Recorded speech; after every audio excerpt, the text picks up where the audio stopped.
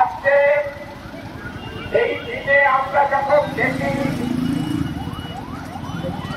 বাংলাদেশের একটি বিশ্ববিদ্যালয়ে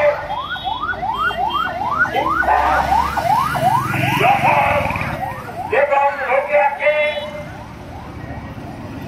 কাজের এবং উদ্ধার করে ঘোষণা করে তখন বাংলার মাটি কেন কেঁপে ওঠে না, বাংলার মানুষ কেন জেগে ওঠে না ওই বদমাইশের বিরুদ্ধে যুদ্ধ ঘোষণা করা। আজকে আমরা গভীর নিন্দা জানাই ওই উদ্ধার যে কোন মানুষকে আল্লাহ তাআলা বলেছেন কোন মুসলমানকে কাফের বা মুশরিক বলতে পারে না, সে অধিকার কাউকে দেওয়া হয়নি।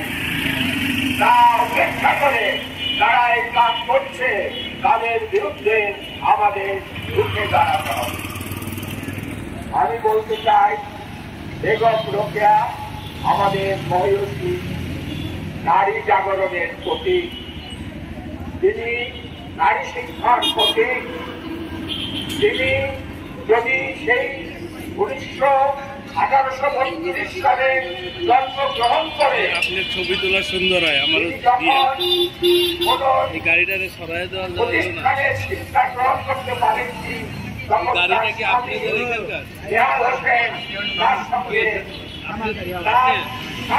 বেরোয় যেতে পারে সেই লেখাপড়া শিখে হয়ে তিনি অজস্র বই লিখেছেন নারী জাগরণের জন্য।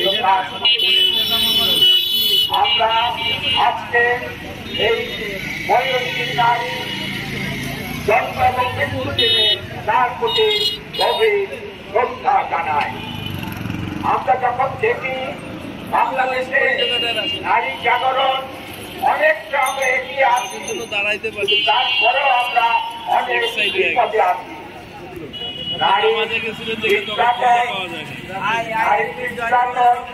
ধর্ষণ এগুলো আগে যে কোনো সময়ের তুলনায় এখন অনেক পেয়েছে।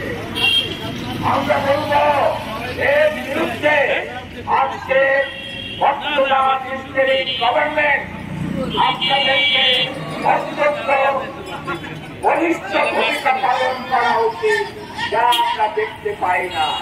এদের বিরুদ্ধে যদি আপনারা ব্যবস্থা গ্রহণ না করেন তাহলে জাতি আরো ক্ষতিগ্রস্ত হবে, দেশের মানুষ ক্ষতিগ্রস্ত হবে।